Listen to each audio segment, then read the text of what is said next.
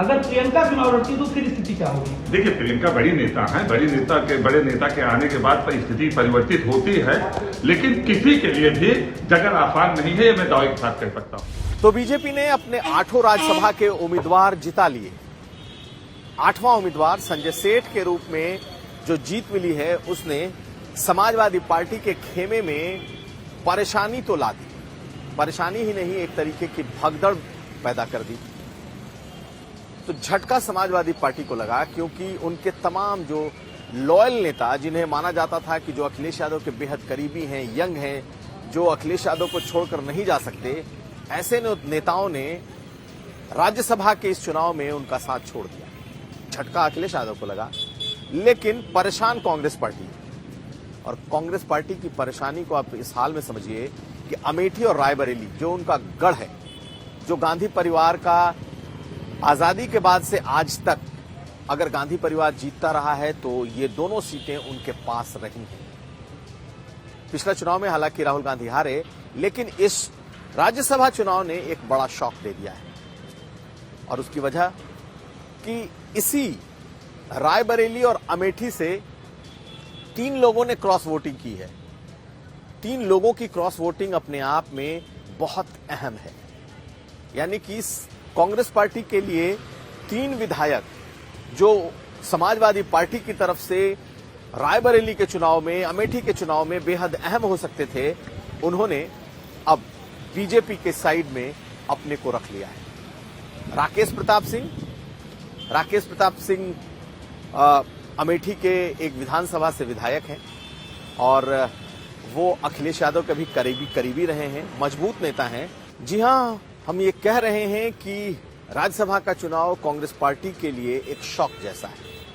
और उसकी वजह यह है कि रायबरेली में जो समाजवादी पार्टी का सबसे मजबूत हाथ था, इस वक्त ऊंचाहार से विधायक और समाजवादी पार्टी के मुख्य सचेतक मनोज पांडे, उन्होंने बीजेपी की राह पकड़ ली।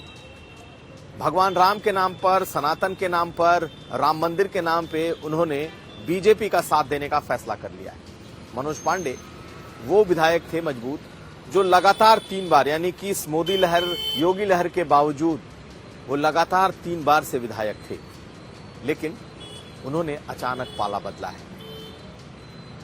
रायबरेली में जो भी गांधी परिवार का चुनाव लड़ेगा, उसे अब आने वाले इस चुनाव में बड़ी समस्या होने वाली है। क्योंकि अगर आप ऊंचाहार देख लें तो मनोज पांडे वहां से अब बीजेपी के साथ दिखाई देंगे।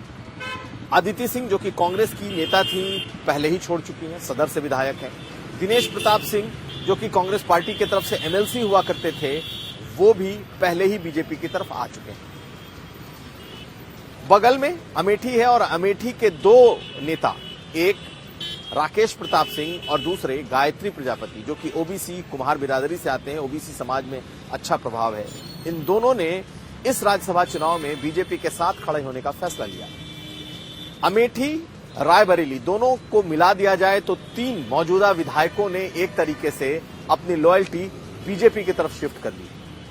और ये इस गांधी परिवार के लिए बहुत अहम होने वाला है कि इन दोनों सीटों पर अगर मजबूत कंधे बीजेपी के साथ चले गए तो गांधी परिवार के लिए ये दोनों सीटें जीतना कितना मुश्किल होगा।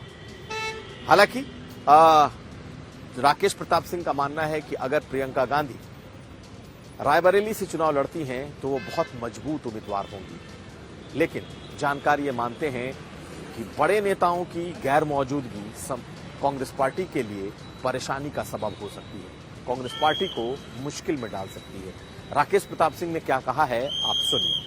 अभी तक आप मिल के लड़ रहे थे, अब आपके जाने के बाद, मनोज पांडे के जाने के बाद, वो बड़े चेहरे जो रायबरेली और अमेठी की लोकसभा को प्रभावित करते थे, 3 बार के एमएलए आप हैं, 3 बार के मनोज पांडे हैं, और आप लोगों का कांग्रेस परिवार के साथ गहरा नाता रहा है। ऐसे में क्या लग रहा है कि अब अगर प्रियंका चुनाव लड़ती तो फिर स्थिति क्या होगी? देखिए, प्रियंका बड़ी नेता है, बड़े नेता के आने के बाद स्थिति परिवर्तित होती है, लेकिन किसी के लिए भी जगह आसान नहीं है, ये मैं दावे के साथ कह सकता हूं।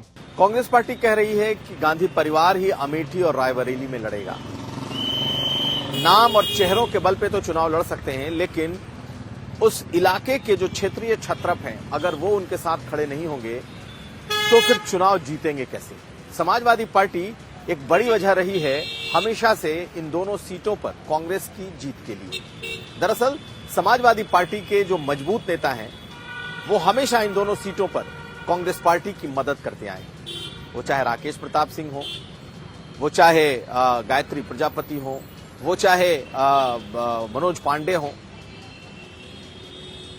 इन तमाम नेताओं के निकल जाने के बाद या बीजेपी के साथ आ जाने के बाद अब कांग्रेस की मुश्किलें बढ़ती हुई दिखाई दे रही हैं। इसलिए कांग्रेस पार्टी तो ये कतई नहीं मानती कि उसके सेहत पर कोई फर्क पड़ेगा, लेकिन कांग्रेस पर नजर रखने वाले ये जानते हैं कि अगर अखिलेश यादव वहां कमजोर होते हैं तो इसका असर कांग्रेस पार्टी के चुनावी फॉर्च्यून पर जरूर पड़ सकता है। हमारी नजर इस पर भी बनी रहेगी।